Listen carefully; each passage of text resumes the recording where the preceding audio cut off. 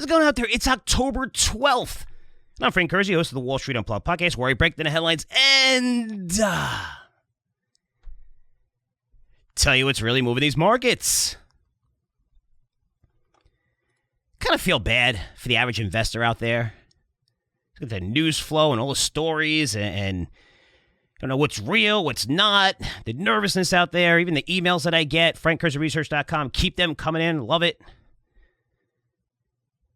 Just so hard to figure out what's really, really going on with your investments because every headline out there is crazy. And I wanted to break down the news cycle over the past few weeks to show you exactly what I mean.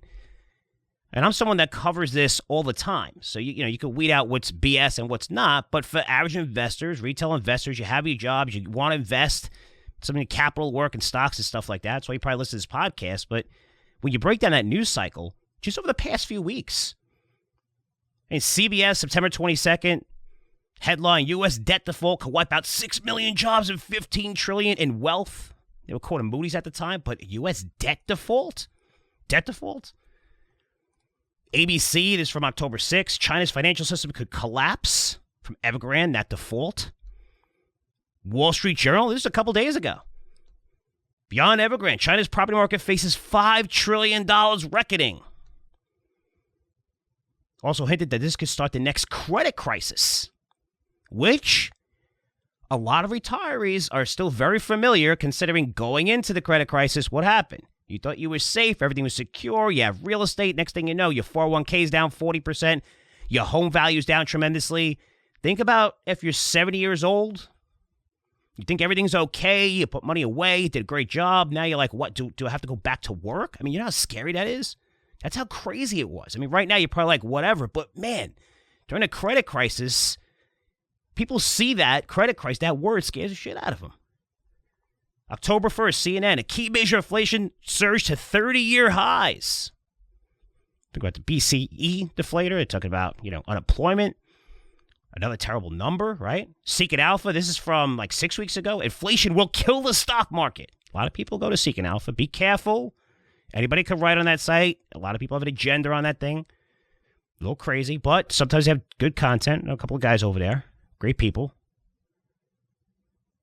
Bloomberg came out. This is September 18th. Alarming number of companies are warning, right? So slowing profits due to higher raw material costs. New York Times this week, talking about U.S. and China enter dangerous territory over Taiwan. China wants to control Taiwan while it's one of the biggest or largest suppliers of chips in the world to everywhere, including the U.S. Financial Times a couple of days ago, U.S. Christmas retail. This crush comes as early as next week, the week after, supply chains buckle up. I mean, talking about as of right now, and a lot of these things we talked about. I mean, this Financial Times warned U.S. Christmas retail, holy cow, it's going to be a disaster.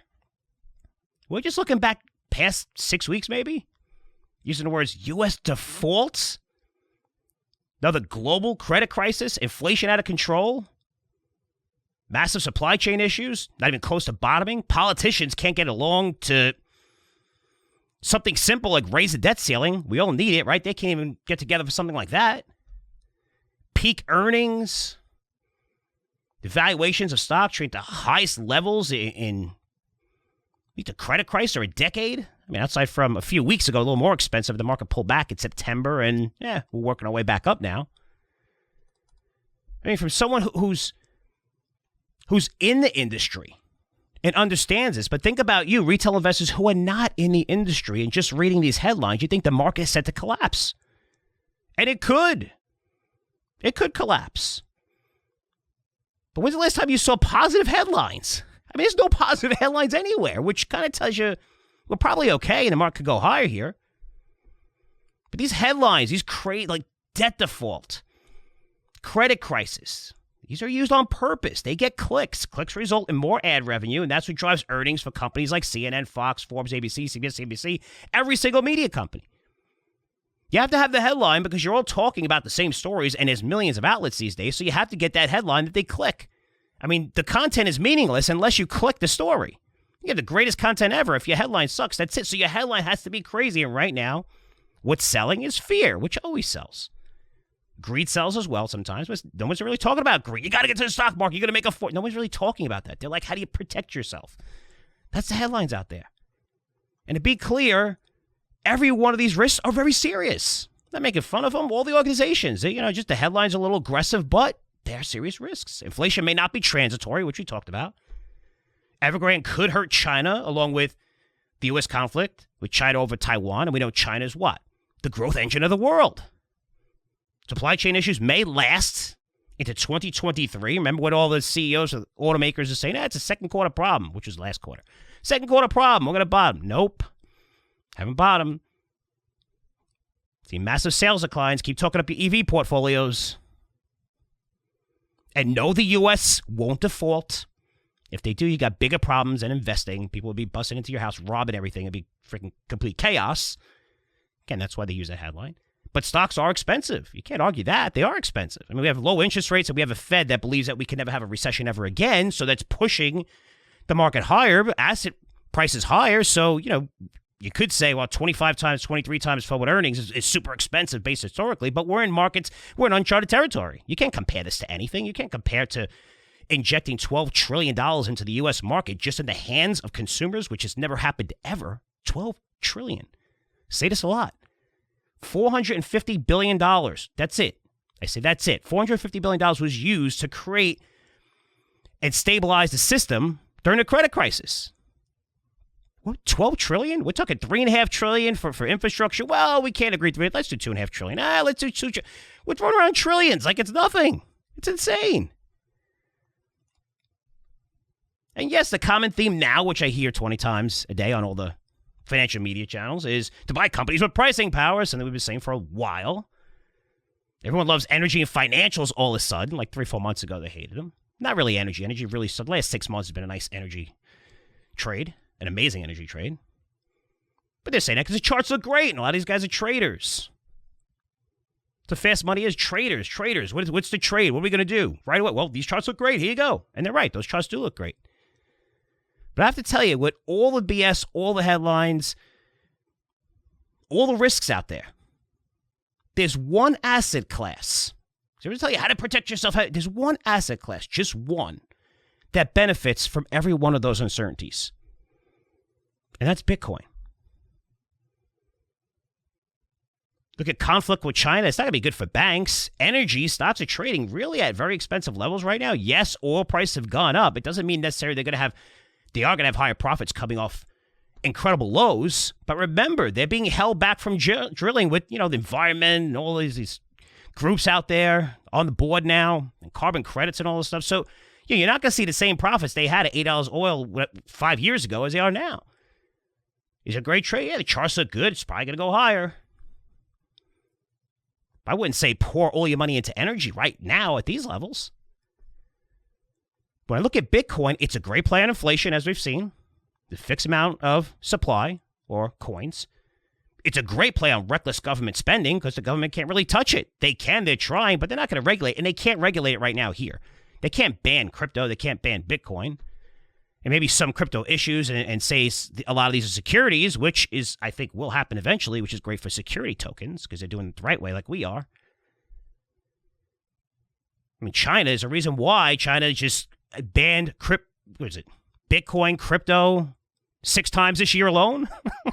Can't get your money out. Wonder why. It's a little crazy there. Evergrande, nobody's going to move the money. Nope. Make sure. Now we're controlling the banks, everything. They'll probably announce next week they're going to ban it again, and maybe Bitcoin falls. It's going to be another buying opportunity.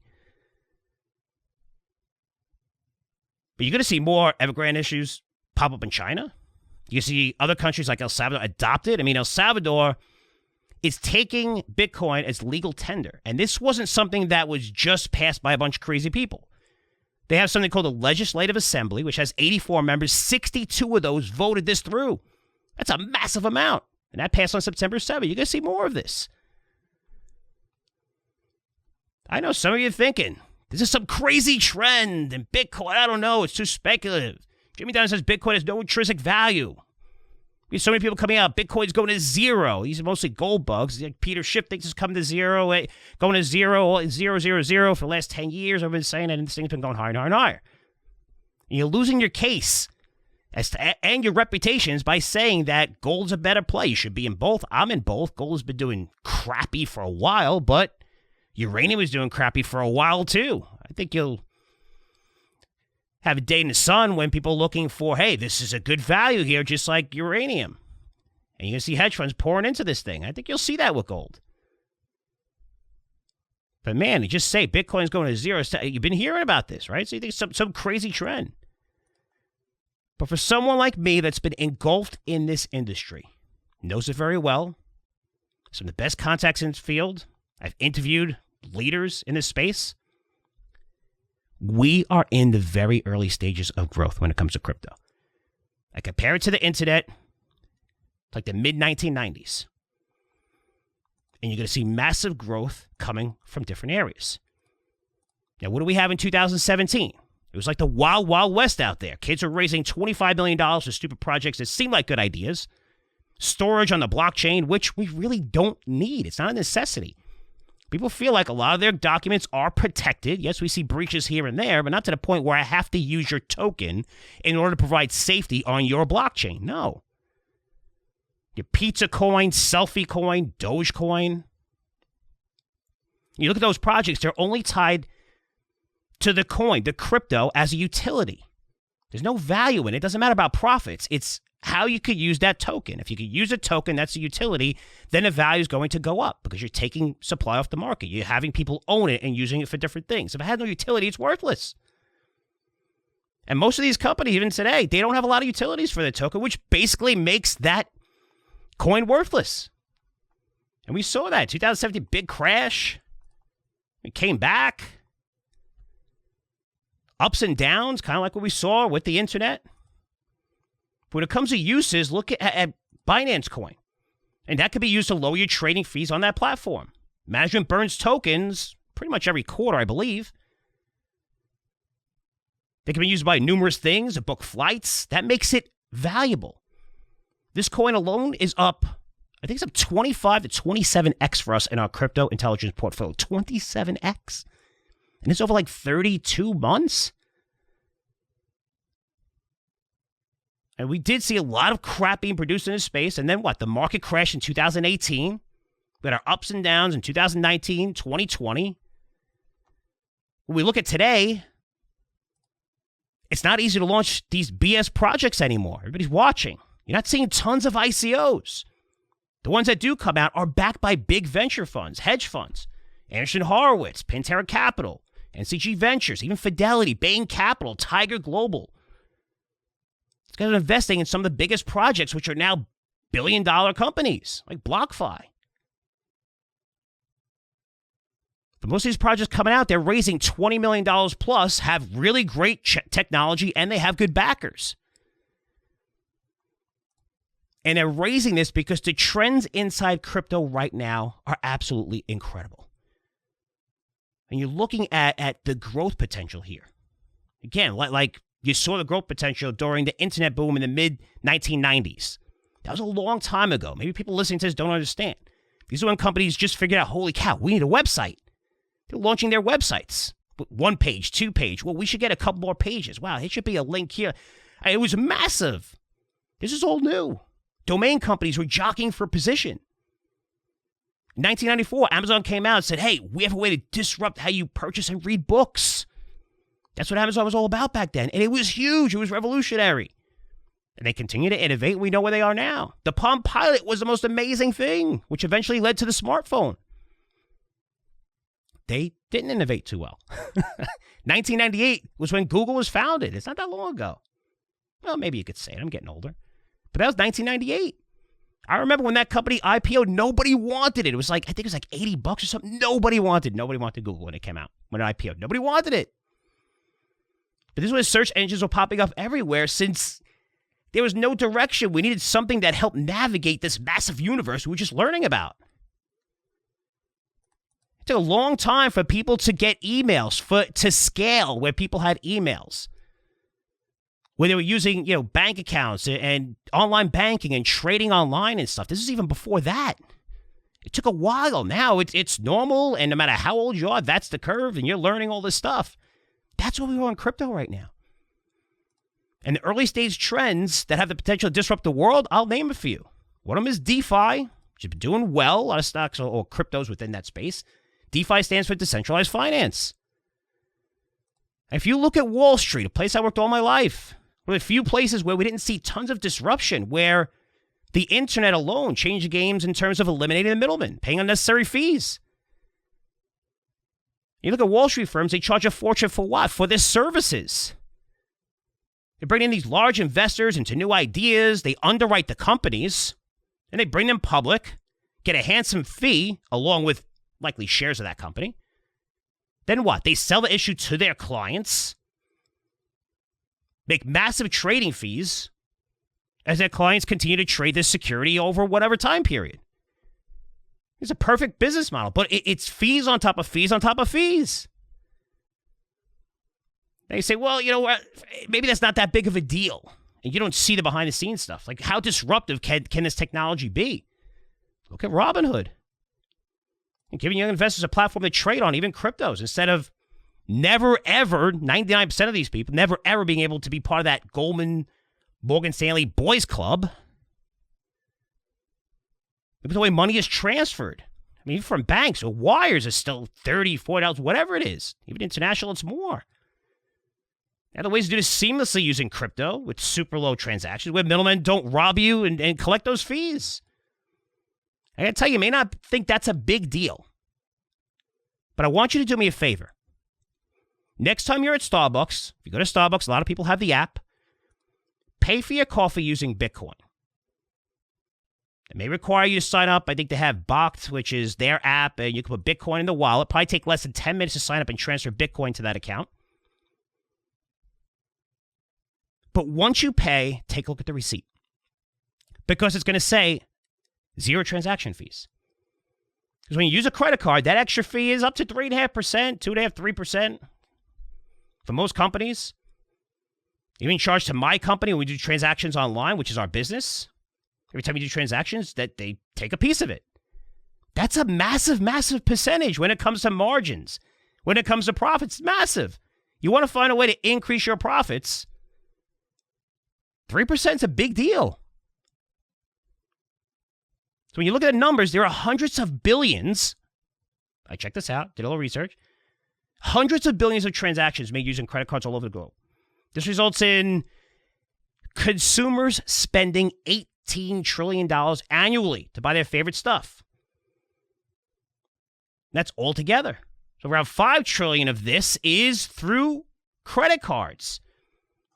So again, including hundreds of billions of transactions every year, which credit card firms made $51 billion last year in transaction fees. I'm not talking about interest fees on the credit cards. That was another $76 billion. I'm not talking about that.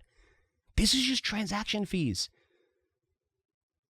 If you want to put that $51 billion in perspective, marijuana, an industry, massive growth trend, everyone loves to invest in, legalizing in state by state, continue all around where medicinals like almost legal, I won't say everywhere in every state, but what is it? I mean, more and more states for recreational use are approving marijuana. It's great. You got all these stuff. Combined cannabis sales totaled $17.5 billion last year in the U.S. You think that's a massive trend? Again, credit card firms made $51 billion in these transaction fees. There's a way to avoid that. There's a reason why. MasterCard, Visa, PayPal, Square. Why do you think they're investing in Bitcoin? They have to. They have no choice. That's where we're going. And there's just one small thing inside the massive DeFi megatrend where we use crypto. To what? To eliminate the middlemen who really do not create anything or make anything. I mean, they make products like CDOs, mortgage-backed securities, to generate even more money for themselves. But the whole world's about eliminating the middlemen, and that's how you increase margins, and that's how you provide the end use where you want to disrupt markets. It's got to be a better experience, and a better experience means paying less money for the things that you do. It makes the cost go down for you, the customer. NFTs, non-fungible tokens, is another massive trend. This is like digital art. Massive, massive market. But a lot of this will be crap, and it is crap that's coming out, just like most cryptos are crap in 2017. But there's tons of value buying something original that's on the internet, from Michael Jordan, Tom Brady, Wayne Gretzky, famous artists, celebrities. There's massive demand for that. Crypto, that's the backbone for this technology. Whether it's Ethereum or other ways, and other blockchain, other ways you get smart contracts. Again, I don't want to go into it because some of those are in our portfolios. Massive trend. And then we have the biggest trend of all, security tokens, tokenization. So what we did here, launching our Curzio Equity Owners Token. Now we're seeing this industry explode. The tokenization of art, where anyone can own a piece of something, or some of the best art pieces ever drawn. You can own commercial real estate, a piece of commercial real estate. Big bonds or instruments that pay interest, high fixed interest. But you're seeing this market, it's going to explode. It's starting to explode. We're seeing it. If you don't believe me, if you think I'm talking my book here, just type security token news in Google and then hit the news link. And see for yourself what's been going on. Just go back the last 2 months, last few weeks. The news in this is absolutely incredible. Why am I bringing this up right now? You have all these risks and stuff, and everyone's going crazy. But when it comes to cryptos, it's the one market where I've seen the greatest gains in my life. I'll even go even further. I mean, I've never seen any asset class in close to 30 years I've been doing this have the potential to offer retail investors 10x to 50x returns, which is game-changing. Though it's life-changing when you see gains like that. Even if it's simple from a couple $1,000 investment. I'm not cherry-picking and saying, oh, well, look at the people who invested in a Netflix or Microsoft early. Good for you. No. There's lots of great names in this space that offer massive upside. Is there risk? Yes, there's a lot of risk. There's risk in every investment. I'm going to sit here, highlight all the great things that are going to happen and say, listen, when we first started this portfolio, a lot of these things down 50, 60%. We had small positions in them. And we added to these positions. 2 of those are up 20x plus now. Again, in about 30-month period. Again, you got to be smart. It's volatile. You saw just in the past 45 days, Bitcoin go to 65,000 to 39,000. To back up now to 55,000. I mean, I think it tested 40 again. I mean, you're seeing the crazy volatility. It's a risky yes. But the key is the reward worth the risk? I don't know. You decide. For our crypto intelligence portfolio, right now you're going to see a 27x gain, a 23x gain, a 15x gain, a 10x gain. 6 more names that are up between 250 and 950%. Again, these gains are made, most of it inside 30 months, some inside 6 months.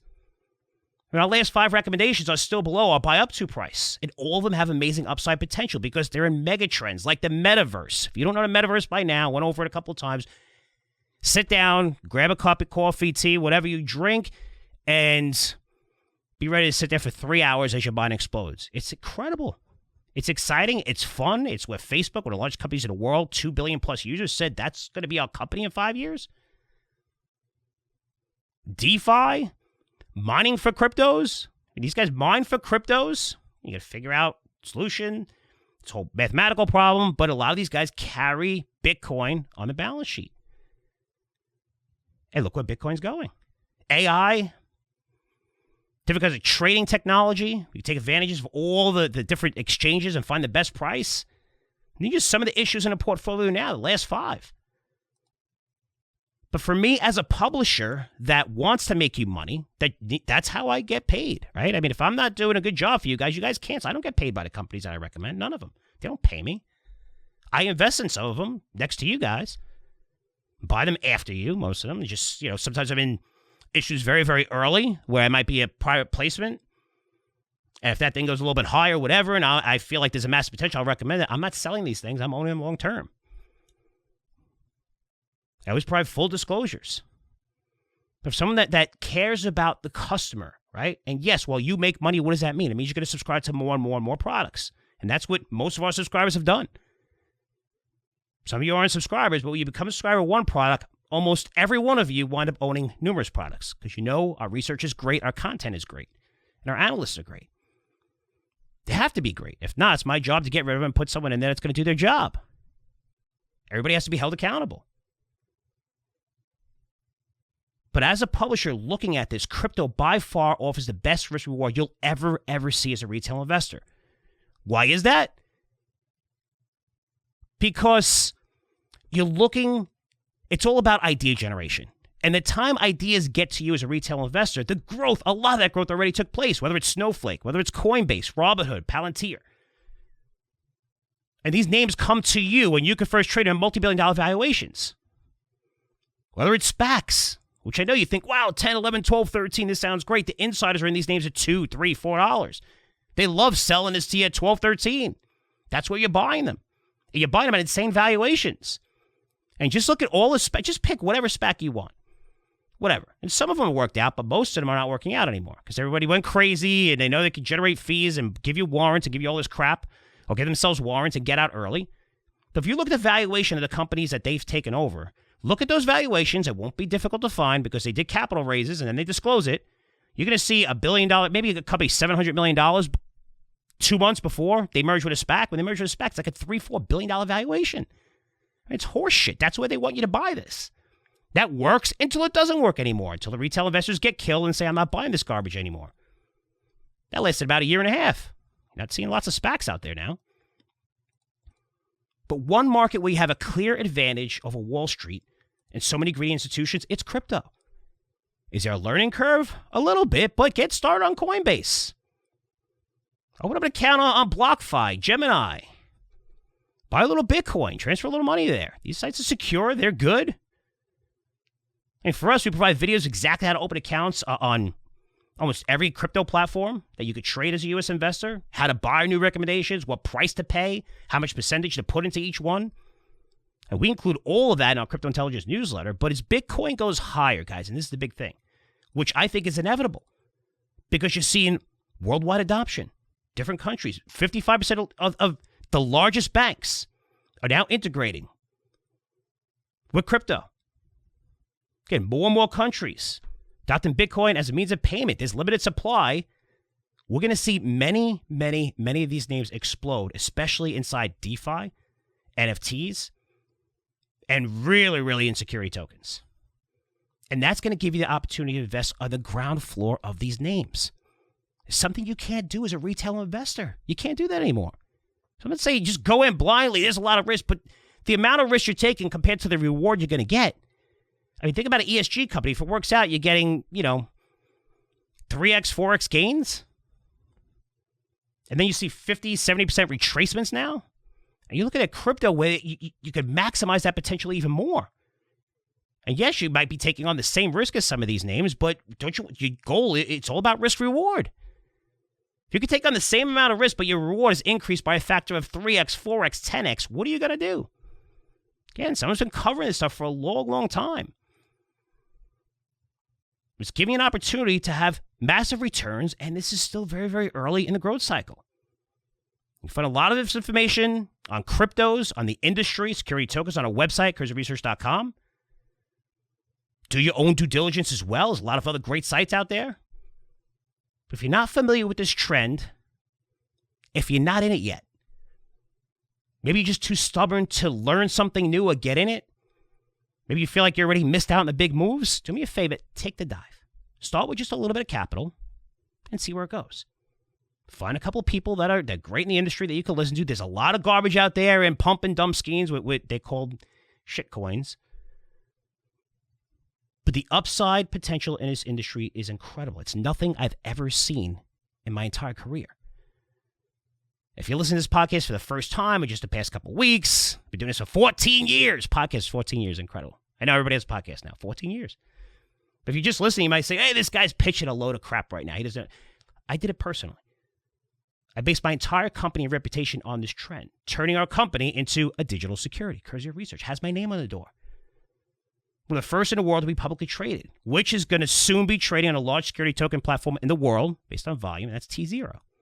This is someone that did it. I'm not saying, hey, you should do this and invest in this, and I'm not investing in it, which we see a lot in the publishing industry. This stock's going to go up 30x. I can't buy it, but it's going to go up 30x for you. Really? You're not going to buy it for yourself? For your family? If you really think it's going up 30x? Because a lot of these, according to the rules and compliance that they use, And because a lot of these firms are big in our industry, they don't want their editors investing in the securities that they're recommending.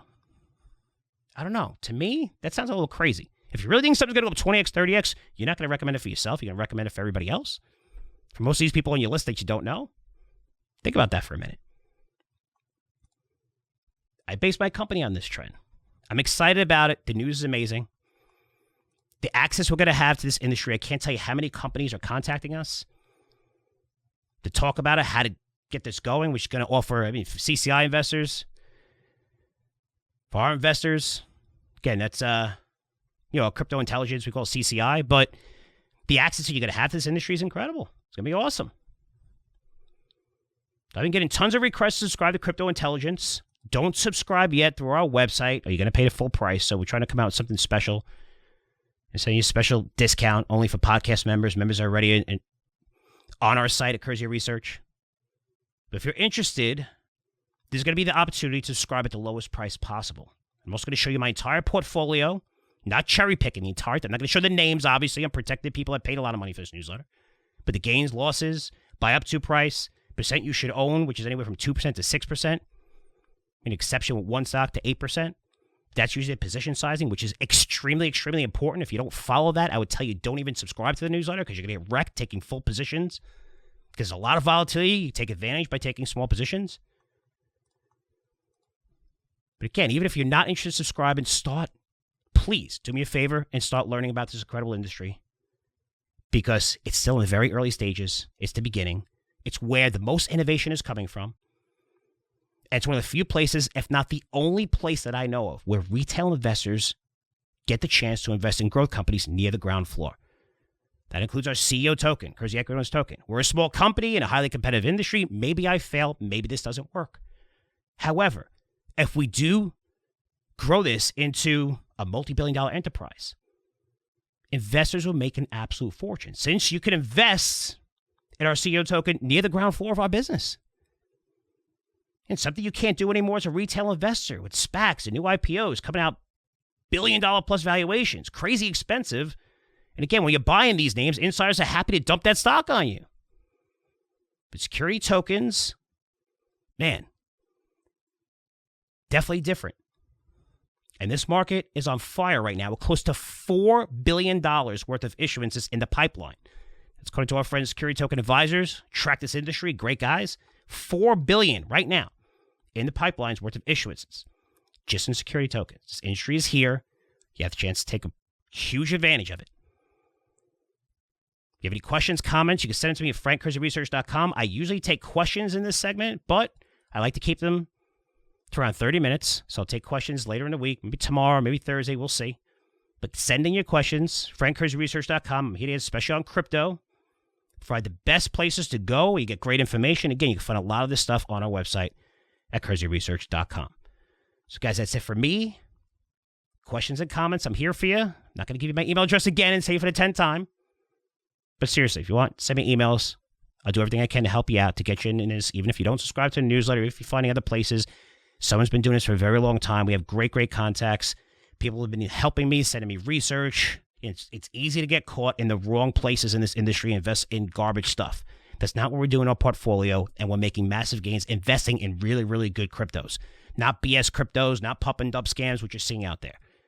So make sure you find a few people that you can actually trust in this industry, and you trust by following them over a period of time.